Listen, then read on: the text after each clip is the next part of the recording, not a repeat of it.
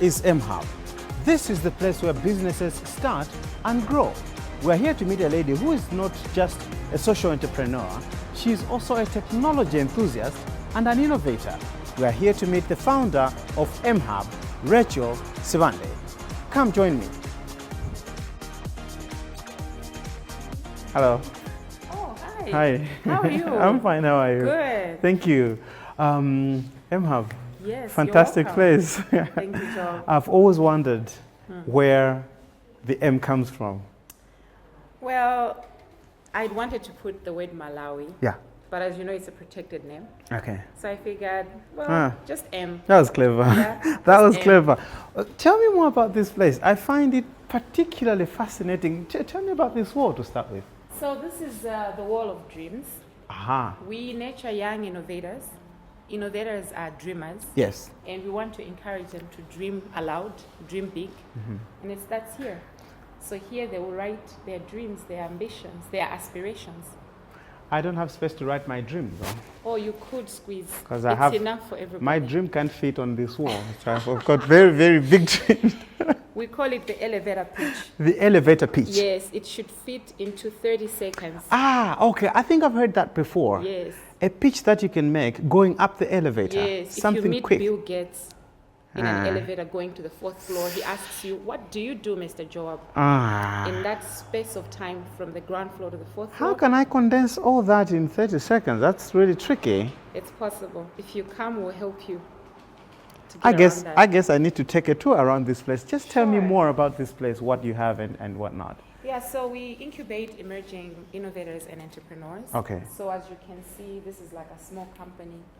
They're working, for example, in the media industry. Okay. There's a tech company over there. We have some architects over there. Okay. So it's a place where young innovators and entrepreneurs thrive. It's a pretty youthful place. It is. We tried to make it very creative. Okay. We didn't want these young dreamers, these young innovators to gaze into an open space. Yeah. So as you can see, we have a lot of artwork. Do you have like special corners where those who are into tech sit and those who are into, I don't know, construction or whatever it is, or it's just free sitting? It's free sitting. Okay. Because we want to also encourage interlearning Okay. and peer-to-peer networking. Yeah, I was asking that because I'm looking at the tires over there, and Right. and I'm like, well, I think I'm gonna go on this was magari motor going to No, actually, that's our little cafe where when they get something to munch, to eat, to drink, they can actually go and stand there and eat from there. Let's go to the cafe there. Oh, sure. Very interesting. Yeah. Last thing you'd expect to find in a cafe, actually. Really? I mean, tires. Yeah, we believe in making use of locally available resources. Where That. possible. Yeah. So instead of putting up a Because everything I see around here is really something that you've had to, make up from something that already existed. Yes. All this. So like these are tires. Yeah. This is wood. Yeah. And this is like iron sheets. Yes, iron that sheets. Pretty much going to be thrown away. Yeah. But we made a cubicle out of it. When did you set up this place? So we started the hub in 2013. Okay. So it's been 5 years rolling now. Why hub? So a hub is like a meeting place. It's Okay. like an intersection where all the young innovators and entrepreneurs and the great ideas are nurtured. It's not something that you usually hear in Malawi about a hub or a meeting place where people can. It's a pretty novel idea, I should say. Yeah. Who came up with the idea? So I did. Okay. So a couple of years ago in 2012, I found myself in Chicago. Yeah. In the USA. Yes. I lived there for a couple of months. Okay. I was part of the Presidential Initiative for Young African Leaders. Yali. YALI, yes. And during my stay in the US, I got a chance to visit our hub there. Okay. This was not a tech hub. It was not an innovation hub. It was just an entrepreneur's hub. Okay. They basically made a co-working space for young entrepreneurs. Some were like accountants. Some had like an audit firm or a tech firm. And I loved the idea. Yeah. And I thought, look, we don't have this at home. Exactly. I'll go back home, set up something like this and customize it to the context of innovation with some special interest in technology because I am a tech enthusiast. Yes. Yes. Did Malawians understand the idea behind the hub? Because I think we're coming from a background where we're used to working in an office, and you know, this is my office, this is my space, and then you go into a place where you find everybody doing everything. Yeah. No, it wasn't easy to get them to understand. I can imagine. It took me a while even to make my husband understand. Yes. To make my own father understand what I do. Yeah. But at least they believed in me. Okay. You know, when you're a dreamer, people are not going to understand what you're dreaming or what you're seeing, because you see things in color. Yeah. But once you get to it, and we started doing what we do, which is, for example, training children how to develop games, animations, mobile apps, robots, and then training girls, training youth with digital skills, and also training young people how to become entrepreneurs, providing coaching, mentoring for these young entrepreneurs. Then people started to grasp the concept and get it. But initially, just pitching it out as an idea, very hard for people to understand. But now they get it. So what happens? People just come here and use the space and go, or what exactly happens? Pretty much walk in, tell the staff what you do, what their business is in, or what their idea or their innovation they're working on is in, and then we tailor our programs to support specific entities that are working in different areas. So you help them realize their dreams in a way? Mentoring, coaching, facilitating access to markets, or access to opportunities. We've run what we call the National Entrepreneurship Challenge, where we're looking and searching for great business ideas that will create social impact, and rewarding them with up to $30,000 as capital, because part of what we've realized, most of the young entrepreneurs are lacking is in capital, access to finance. So after a couple of years of providing training to them on how to develop their businesses, how to manage their businesses, how to, you know, polish that innovation and idea into a prototype, a workable solution, we realized, you see, part of what they're lacking is access to financing. So we've been running the National Entrepreneurship Challenge to provide access to financing. And last year, our winner is a young man who is looking into making tomato paste. You see, the tomatoes are wasted. Exactly, that's true. So he's looking to reduce that wastage, and he required some capital to get equipment for that. And so he won that $30,000. Great, great. We should meet that guy at some point. Oh yeah, sure. Probably can get some free tomato paste as well. I do love tomato paste. You'll have to pay for it. It's all about money, and it's all about innovations. It's all about new ideas, and meeting young people is really refreshing. And Rachel Sibande, our guest today in Cruise 5, is a pretty young lady, and we'll get to know more about that. And I want us to move to another place, because this place has got so many corners that we can sit at. But maybe as we are getting there, I wanted us to talk music a little bit. Do you love music? Oh yes, music is universal. Yeah? Yeah. What kind of music do you like? I'm into all genres of music. All right. But I have specific artists that I like. Who is your artist? I do have my national anthem. Yes. The one that you play almost every day. The one that you wake up in the morning and it's already singing in your brain. Yes, and this is a guy called Chakhaza. Okay. It's a song called He Is Able. When I sing that song, it gets into my bone marrows.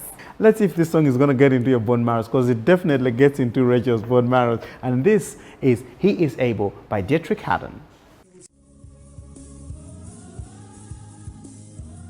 This is Cruise 5, and today we're here at mHub, and we're talking to the founder of mHub, Rachel Sibande.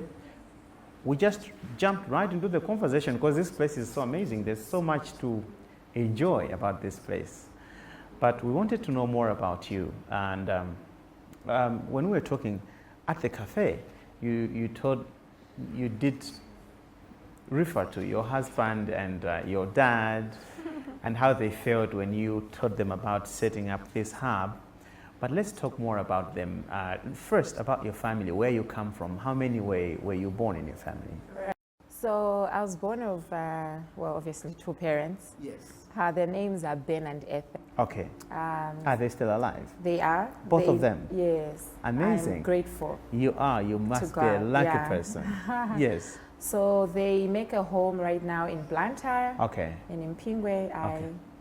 I come from a family of 6. I am first in my family. Ah, you're the firstborn? Yes, and I have 2 sisters and 3 brothers. What are they? Have they started showing their passion in life, what they're going to get into? Yes, so big sister is here. Yes. And then I have a young brother who comes after me. He's a medical doctor who's specialized in public health. Okay. He's Dr. Ben. Okay. He's a junior. All right. And then I have another brother, Blessings. He's an economist, but also trained as a banker. Wow. But he's working on social impact projects. Okay. And then I have another brother, his name is Dave. He's in the hospitality and tourism industry. Okay. And then I have a young sister, Glory, who is a mom sitting at home. Yes. And then I've got a younger sister, her name is Faith, and she's finishing off her business degree in university. Growing up, what was it like? Where did you grow up? I grew up here in the Longway. Okay. And then for my teenager life, I was in Blantyre. Okay, but originally, where are your parents from? So they come from the northern part of Malawi, in Mzimba North, a place called Enukweni. Enukweni? Yes. Enukweni, I'm trying to see if I've been there. It's just after Ekwendeni. Ekwendeni is more famous. Yes, yes. So it's a couple of kilometers from Ekwendeni. But you would have to pass through Mzimbaboma. No, Joab. To go through Enukweni, and then Ekwendeni, and then Mzuzu. No, Joab. Oh, I don't know that route. Yeah, we get to Mzuzu. Yeah. And then as you're going to Karonga, yes, it's on your way out there. I'll take you there one day. Have you been there? I have been there. Yeah. Komano kupita kwake 1 day, 2 days. Interestingly, because growing up, my father's mother lived with us in the home. Okay. I was the one that took a lot of interest in chatting with my grandmother. All right. I am extremely fluent in Tumbuka. Really? More than I am in Chichewa, although I have not lived in up north. So you took the Tumbuka from your grandmother? Yes. Wow. Yeah. Tell me about your education. Where did you do your primary and secondary and the rest of it? So I went to primary school. There was a school called Carewell. Carewell? Yes. Okay. Here in the Longway. Okay. But it's no longer there now. All right. So I went to primary school there. Okay. And that was from grade 1 to grade 6. Okay. And then at grade 6, I was 10 years old. I then went to high school or secondary school at Our Lady of Wisdom in Blantyre. All right. And then after my secondary school at Our Lady of Wisdom, I went to university. Okay. I was privileged to be selected to go to the Chancellor College. Ah. Yes. Amazing. Yes. What did you study at Chancellor College? I studied a Bachelor of Science degree. All right. And my majors were in computer science and statistics. I loved mathematics. I still love maths. I hate it. I love science. I hate it with a passion. It's fun. You could still come back. No. To loving sciences if you like. No. No, that debate is gone.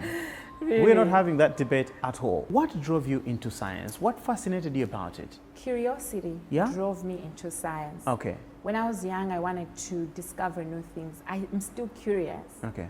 I feel like the world of science gives you an opportunity to discover things that are yet to be discovered. Yes. There is so much. I thought Einstein finished all that.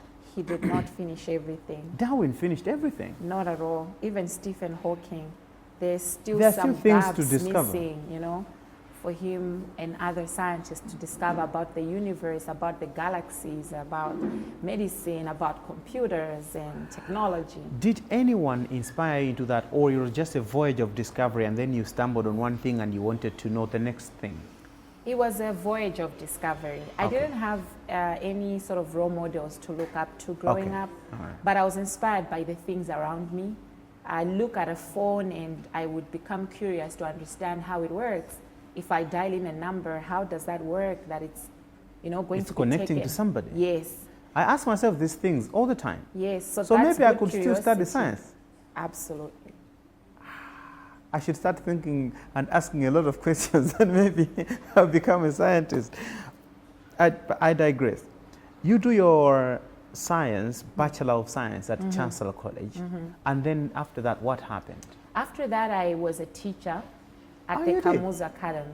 Oh, really? I love teaching. Yes. I'd go back to teaching. I understand you also taught statistics at some point. Yes, I taught statistics at the Rhodes University. Okay. I did that whilst I was also doing my master's degree. All right. My master's degree is in cryptography. Cryptography? It's a field called information theory, coding, and cryptography. What is that? What is cryptography? It's basically the science of securing information. Aha. So encryption, decryption. Okay. My dream was to become an ethical hacker. Okay. Because I am curious. I wanted to know how to break into systems. But for you to know how to break into systems, you have to know how to secure the systems. So it's a science of information security. And you say you can do that ethically? Yes. Breaking into systems. So there are different types of hackers. Okay. You have ethical hackers, and then you have what we call the black hats. These are like malicious hackers. Okay. Those who hack for bad reasons. Okay. To destabilize a system. Or they will hack, you know, there have been cases of systems where have been hacked into sewage systems, for example, in Russia with hate stories. People have hacked into them, and the sewage has, you know, gone into the city, spilled into the city. People like me are ethical hackers. We will make sure that systems like that are secure so that they are not hacked into. But you still have got the capacity to flip and become a malicious hacker. If I wanted to. If you wanted to. Maybe we can try with hacking your phone. She wants to hack. There's no way I'm letting you do that. I mean, I would rather drop it in the ocean than let you hack into my phone. But I'd like to hack into your brain about the next song that you're going to choose. And I'd like to take a wild guess. Because the first song was a religious song. Yes. And I should believe you're a lot into religious music. Oh, yes. Yeah? Good hack. See, not too bad for somebody who's not a scientist, and I'm already learning my basic tricks at hacking. What's the next song going to be? So let's go Sinak. Okay. She's a great musician from Nigeria. Yeah. And I love her song that says, I know who I am. I know who I am. I do know who I am. And I'm sure you also know who you are. I do. And that's going to be our next song in Cruise 5 today.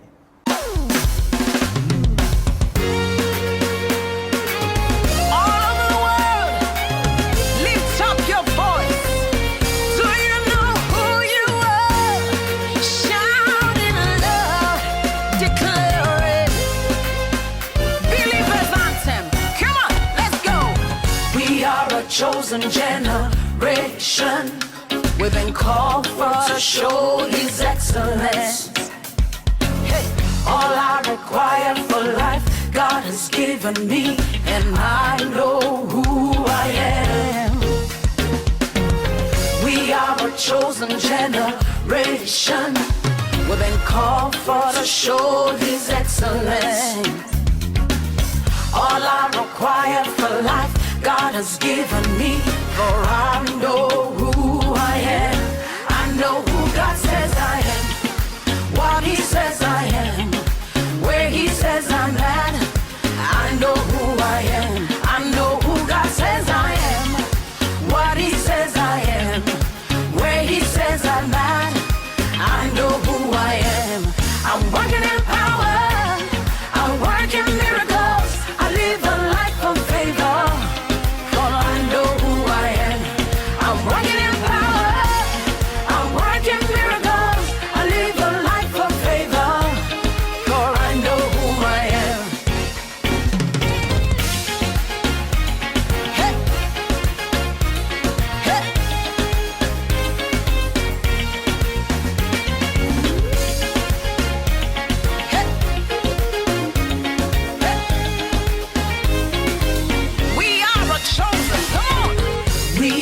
Chosen generation, we've been called for to show His excellence. Yeah. All I require for life, God has given me, and I know who I am. We are a chosen generation. We've been called for to show His excellence. All I require for life, God has given me. I know who God says I am, what He says I am, where He says I'm at. I know who I am. This is Cruise 5, and today we are talking to a lady who is a social entrepreneur. She's a technology enthusiast, an innovator, and also the founder of mHub, Rachel Sibande. Is Sibande your maiden name or you're married? I am married. Okay. So I am You are married to Vula, Ah, okay. but I am married to a Mr. Crispin Gwalawala Sibande. You have kids? Yes. How many kids? 3. 3 kids. I had 3 babies, Joab, in 4 years. So my 3 hands babies? are still full. 3. What was that all about? Were you in a race or something? Yes. Yeah. To do it and finish. Okay. Yes. So should we assume that you are finished now? We can make that assumption. What are the probabilities that What does your husband do? My husband is a human rights lawyer. Okay. And he's currently reading for his PhD at the University of Pretoria in South Africa. And I understand you're also reading for your PhD. Yes, I am. That's something that we'll get into later. Right. How old are your kids? Like, who's the oldest and the youngest? So our firstborn is a girl. Okay. She's 8 years old. All right. Her name is Uwemi. Owemi. And our secondborn is a boy. Okay. His name is Uzengi. Okay. And the third is a boy. He's going 5. His name is Unenesco. What are these names about? What language is that? Uzemi, Uwengi, Uwet, this or that? So Uwemi was in the context of God's goodness. Okay. We had seen the goodness of the Lord in many aspects of our lives. Yeah. Uzengi is in the context of one who brings us together. Yes. And Unenesco is about, God being righteous. All right. And all these are Tumbuka words, aren't they? They are Tumbuka names. Okay. Yes. All right. Now, I want to know more about your professional life. Right. Because I know you are all these other things, but before we talk about your innovations and things like that, I want to know if you have worked before. Have you worked like in a proper office? Yes, Yeah? I've been employed before. Have you? I have worked before. Tell me about it. So I started off as a programmer Okay. at Globe Computers. What that entailed is developing accounting systems. Okay. And because I was developing accounting systems, I also had to go study some accounting. Okay. So that's why I have some diploma in accounting. All right. Because you cannot develop systems for a field that you're not aware of. Okay. That was my first job at Globe Computer Systems. And then I went to teach at Kamuzu Academy. I Okay. taught ICT Yeah. there. Great place, Yeah. still stands out. Yeah, it is. It's Yeah. an amazing place. Yeah, I'd go back there. Oh, yeah, sure. It's awesome. And then obviously I taught at the Mzuzu University, Okay. taught statistics alongside my master's degree Okay. studies. All right. And So you then- were teaching and studying at the same time? Yes. Okay. And then I joined the development sector. I worked on USAID funded projects Okay. in agriculture. My first project was called the Market Linkages Initiative. Okay. It was in 7 countries, including Malawi, Wow. in Eastern Africa. And I started off there as a market information system specialist.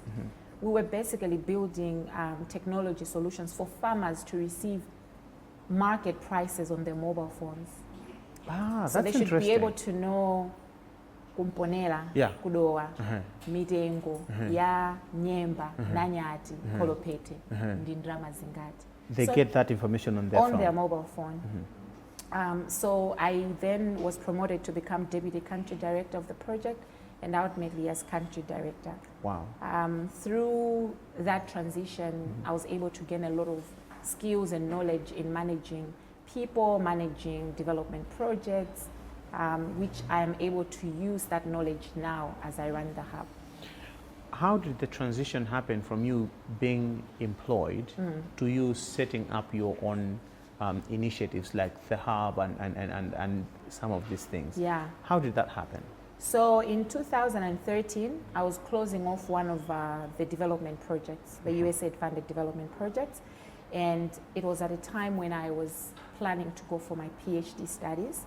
And I kind of figured I would not thrive if I'm only just doing my PhD and not doing something else aside.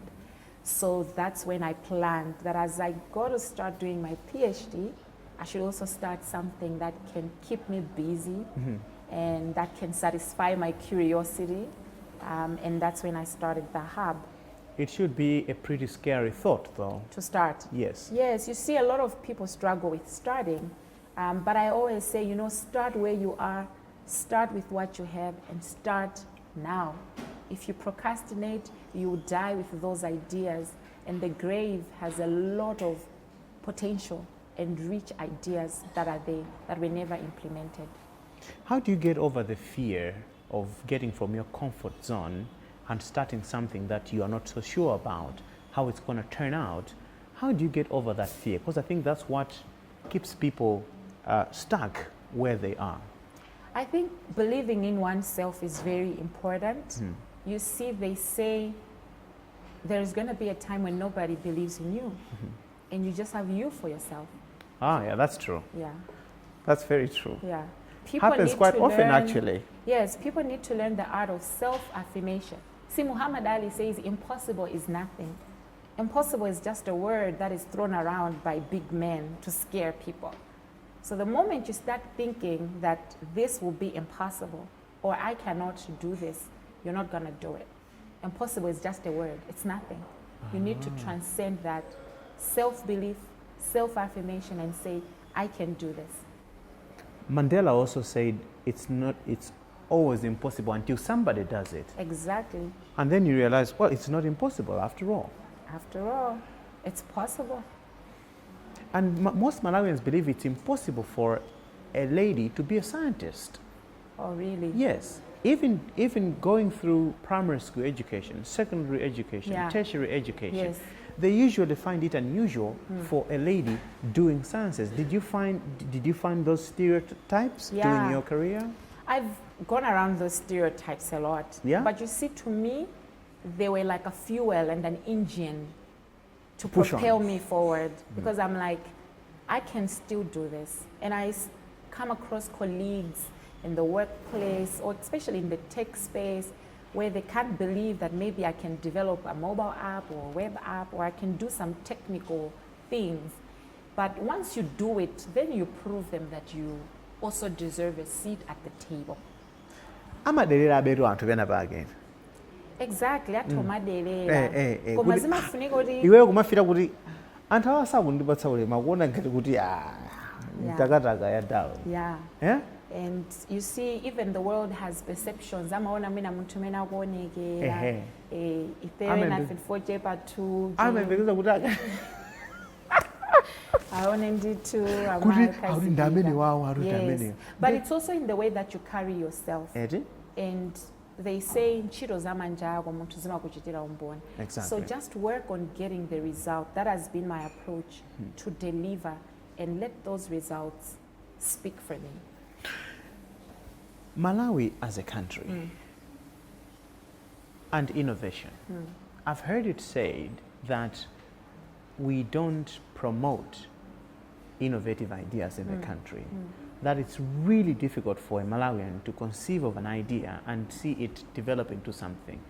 Is that a true assessment of where we stand as a country? It could be true. And I want to speak through our education system and our social perceptions and norms as society. Innovation is very important to begin with, because if there was no innovation, you see, the diseases that were there a century ago are not the same that we have today. People had to keep innovating to find solutions to the current challenges that we face. Without innovation, we would never have light. Somebody had to innovate. Look at technology. We started with the telex, the fax, email. Now we have instant messaging. We have mobile phones. When the mobile phones came through, it was just for voice, right? Now a mobile phone is a computer. You can email, you can go on the internet, you can do a lot of things with it. It's because of innovation. We need to keep innovating. So as a country, as a continent, Africa as a whole, I think there's a lot that we need to do to get there. But I want to mention that our education system needs to create curricula or a system that will develop critical thinkers. It should not be about copying and pasting. A lot of what we see is, young people that go to school to pass exams, and we're not able to apply or to be creative, to have a 360-degree view, to take risks, and innovate and develop new things or even improve on what is already existing. So we need to create a system that can create critical thinkers who can question. You see, people are used to being asked, what is 1 + 1? And it has to be 2. Yeah. It should be okay for somebody to say it's not 2, No. it is 4. And this is why it is 4. I mean, not literally. We want to go into our third song. What is it going to be? Maybe we try R. Kelly. R. Kelly. Storm is over. Yes, The Storm is Over by R. Kelly in Cruise 5.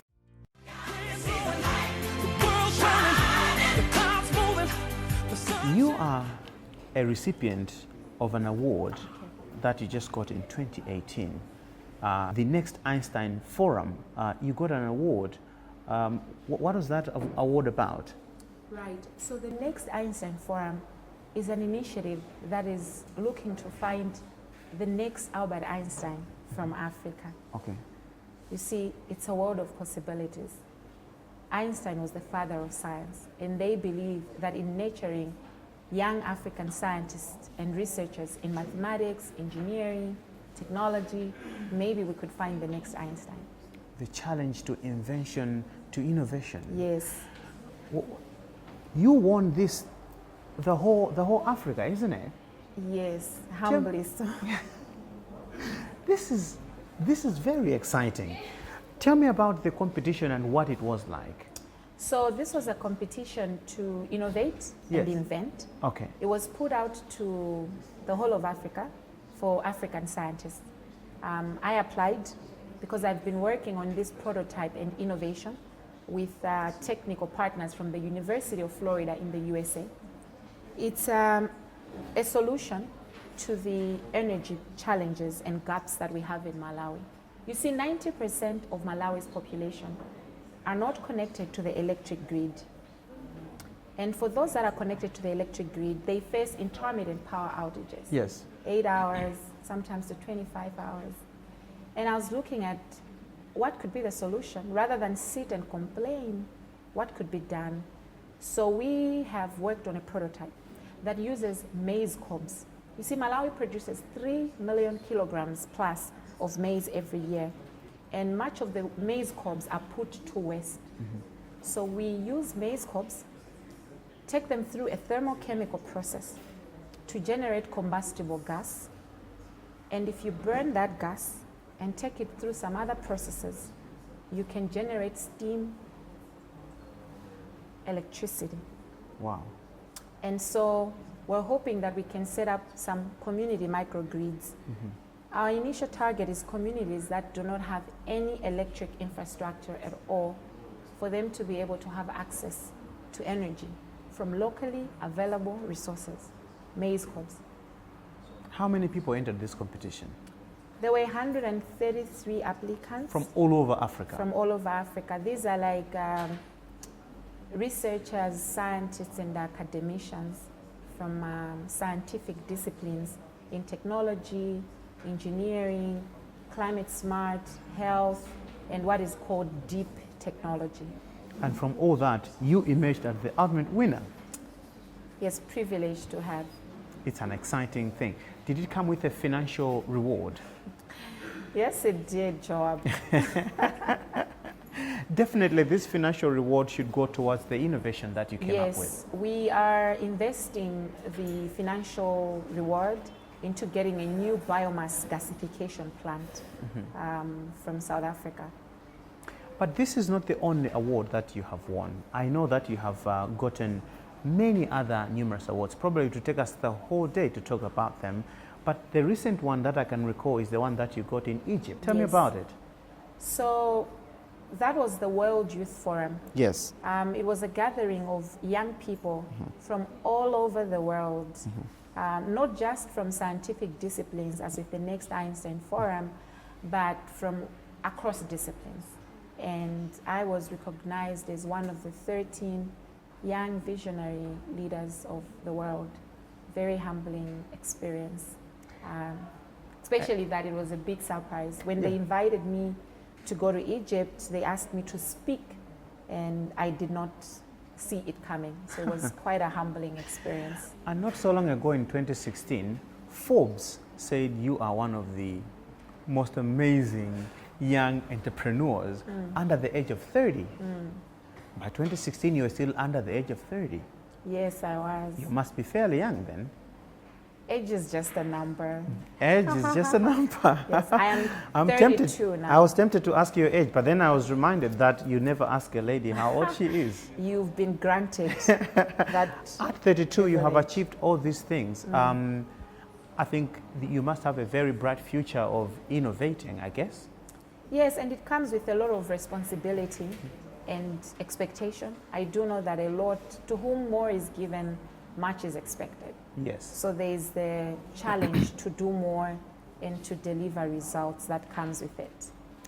And at only 32, you're already pursuing a PhD. What are you pursuing a PhD in? My PhD, Joab, is in computer science. Obviously, I love computers. You are getting deeper into this field, aren't you? So part of my PhD research is I developed a web, a mobile platform. So I have a mobile app, a web app, an SMS channel for citizens in Blantyre, Lilongwe, and Mzuzu to report incidences of service delivery reports on water, electricity, sanitation, and waste collection. So the Blantyre City Council, Lilongwe City Council, Mzuzu City Council, Lilongwe Water Board, Blantyre Water Board, and ESCOM are actually using this platform to track reports from citizens in real time using technology. You have led and participated in many election monitoring activities across this part of Africa. I mean, Malawi, obviously, Zambia, Zimbabwe, and Kenya as well, quite recently. Tell me what people like you do in an election. So for the work that I've done in elections, like in Tanzania, Zambia, supporting Zimbabwe now, what somebody like me would do is to develop technology solutions for citizens to report on incidences as they happen during the elections for real-time intervention. So this would look like a simple SMS from somebody in Chinji that says there are no ballot papers here through a basic SMS. But I would build a platform that would ensure that at the control center, they are able to see all those reports on a map, on a web, and they're able to see reports according to the different categories. So categories like, let's say there's violence, or maybe lack of water resources, or maybe there's bribery, or people are not being allowed to vote, and then they can respond in real time. So I would build systems that ensure that there is information that is being collected from observers, from citizens in real time. So I'm looking at a map of Malawi. Yes. And from just looking at the map, I'm able to tell that there's chaos in Nsanje. Yes. And there's shortage of materials in Lilongwe. Yes. And so on and so forth. Yes. That's Absolutely. really cool. Yeah, technology has a way of enhancing efficiency in decision making and deploying interventions in situations like that. I always hear, and allow me to get controversial here, I always hear of elections getting rigged. Do you guys get close to a position where you can see and suspect that something unusual is happening? No, in the sense that our main focus is on the citizen engagement and the observers reporting. But I'll tell you my opinion about election rigging. Yes. What I think is often people will, suggest that it's the technology that has been used to rig elections. Exactly. But we need to understand that technology is just a tool that is used by human beings. So there's also a lot of manipulation that should have been done by human beings on the ground. For example, if it's about changing the figures of candidate X and candidate Y, that's something that a person, a human being, will have to do physically. It's not going to be automated to be done by tech, unless otherwise.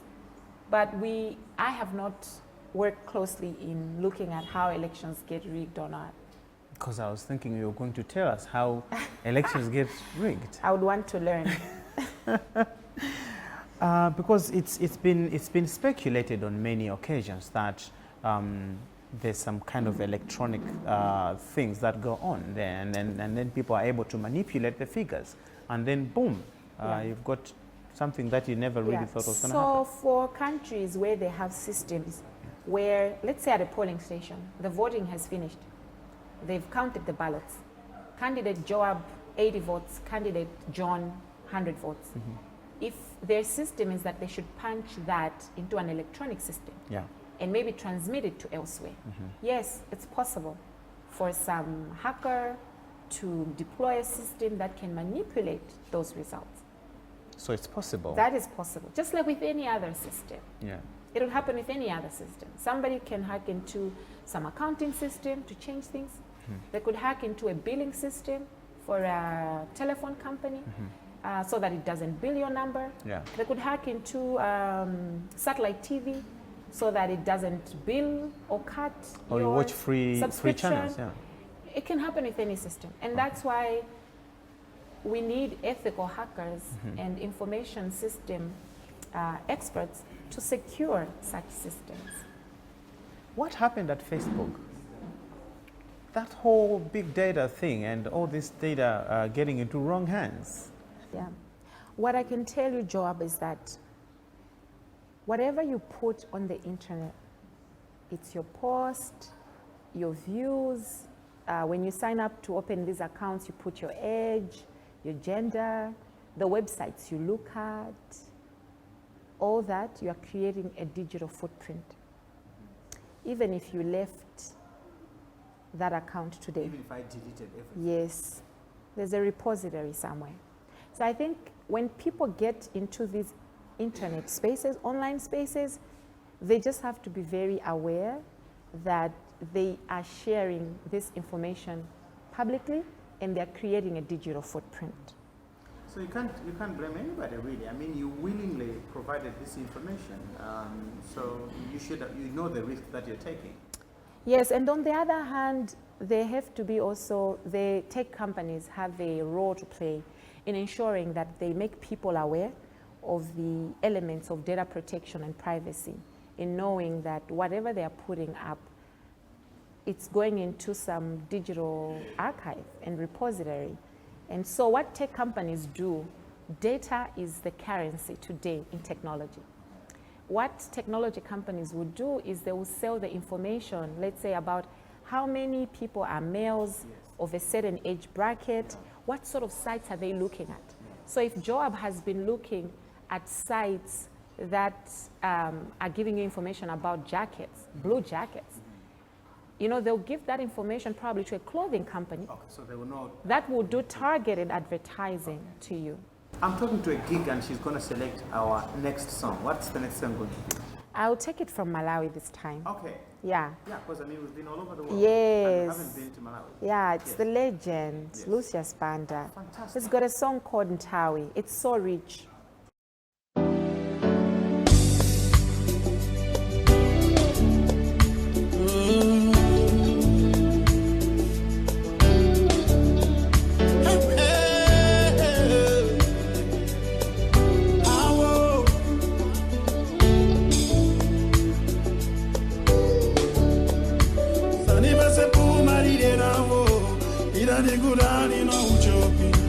Inu agogoni akanza londa gomantaba nalinde kabatana dirafuna cheche monga yobe ibanda abale wanga naliyani elo manizungulira mowa mufuna nzikula omadana ndizulorija inali soresa panalibe mmoti yemwe zina langa nandida ya samunda kusira kazo tawi ya nipozisa chipunzisa tawi ya niboresa zintu wenzi ningatekuwalo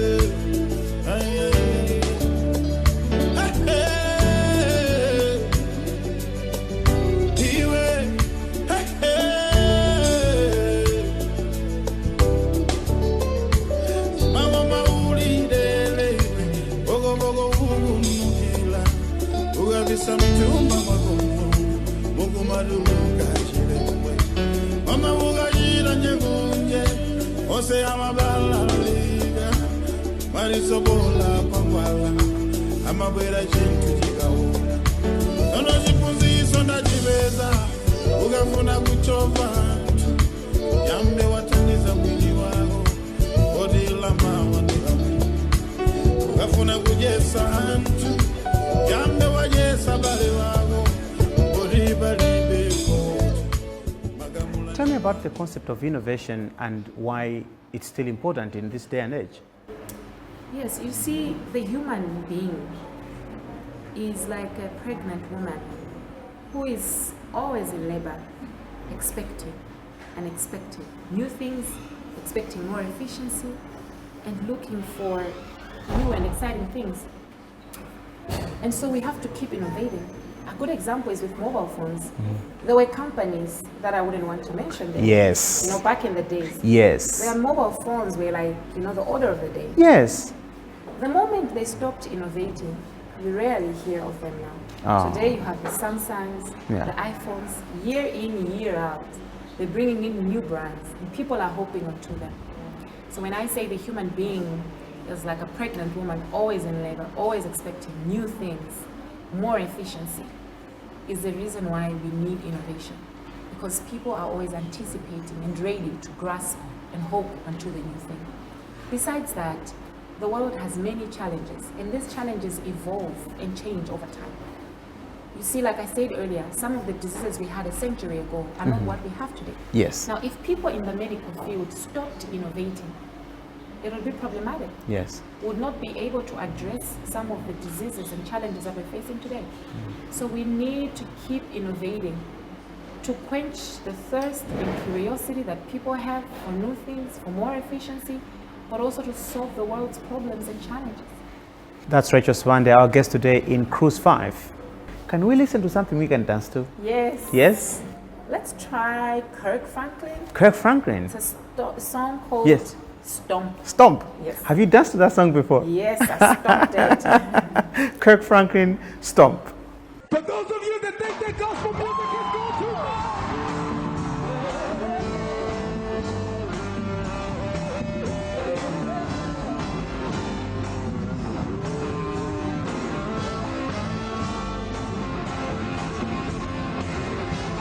sing it with me.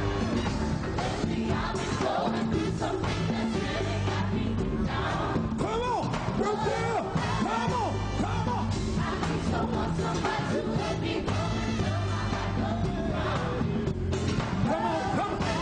I can't explain it.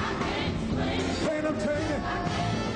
Jesus, your love. It's so amazing. It gets me high. Unto the sky. And when I think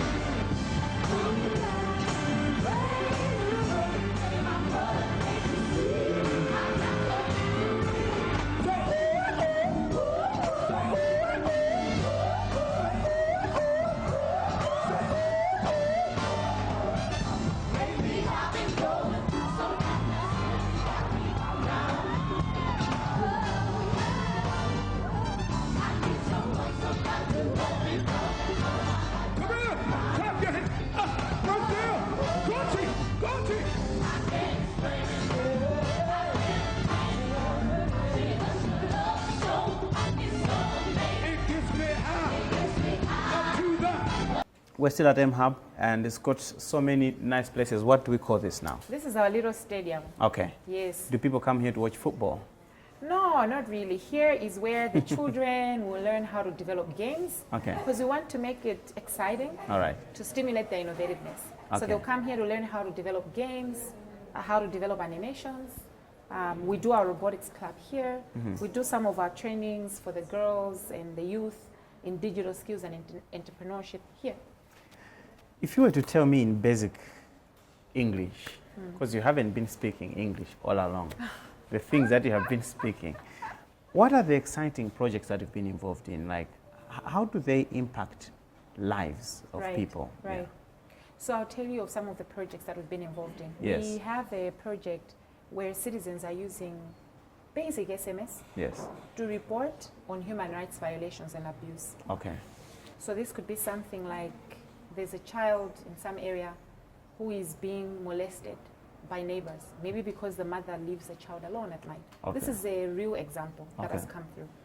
But using technology, just through an SMS, anonymously, we're able to get those reports.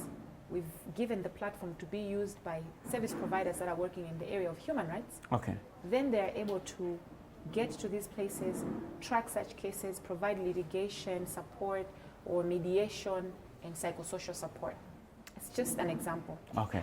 And also with the entrepreneurs that we incubate, most of them are solving a lot of challenges in the world. Some are working in the digital space.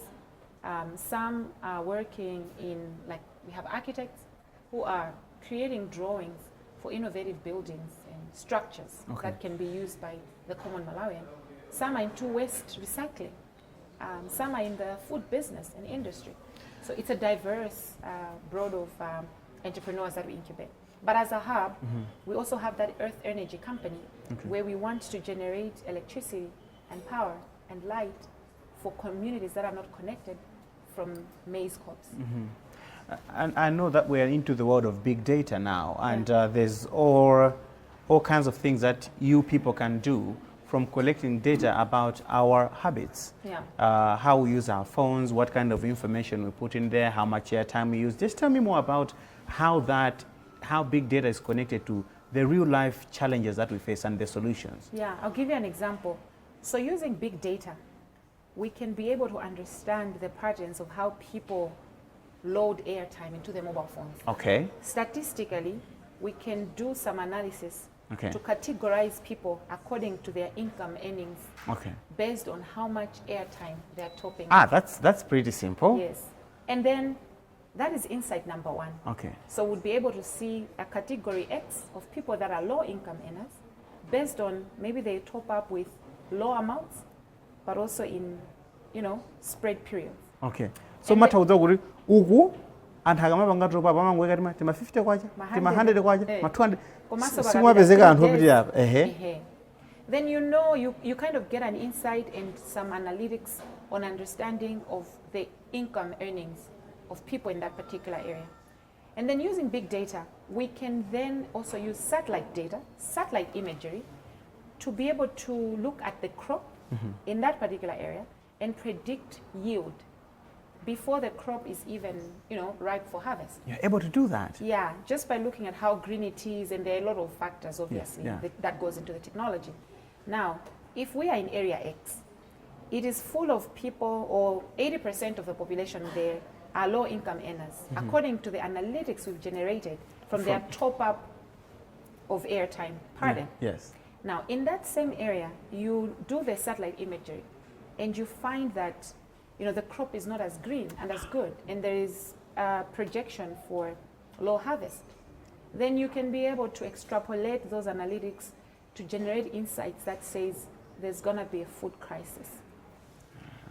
That's clever. Yes, and then you have interventions that can be planned way before that food crisis happens. It's an example of how we can use big data. This makes a lot of sense now. It makes a lot of sense. Oh, really? Now you're speaking. Well, the idea and the world of innovation keeps on growing, but unfortunately we have to end this program. Right. And before we wind up, I've just got a set of questions that I'd like to ask you. Bring them on. And you can only answer yes or no to these questions. Okay. Is this a game you're willing to play with me? Oh, sure. Great. I love the challenge. Then let's do this. We're going to do cruise questions with Rachel, our guest today in Cruise 5. First, you have to tell us your full name, though. What is your full name? Rachel. Full name? Rachel Sibande. Do you have any tattoos? No. Do you have any piercings? Yes. Earrings? Do you have children? Yes. Have you ever shot a gun? No. Have you ever cried over someone? Yes. Have you fallen in love before? Yes. Have you killed a chicken before? Yes. Have you gotten into a fight before? No. Have you gotten any surgeries? Yes. Have you ever been hospitalized? Yes. Have you donated blood? Yes. Have you ever smoked weed? No. Would you smoke weed? No. Have you ever drank alcohol? No. Have you tasted alcohol? Yes. Would you drink alcohol? No. Have you broken someone's heart? Yes. Have you had a crush on someone? Yes. Do you have a crush on someone? Yes. I guess we have to end it there. Rachel Sibande, it's been a pleasure talking to you. Thank you so much, Joab. I wish you all the best. Thank you. Thank you. Keep innovating. Thank you. Thank you so much.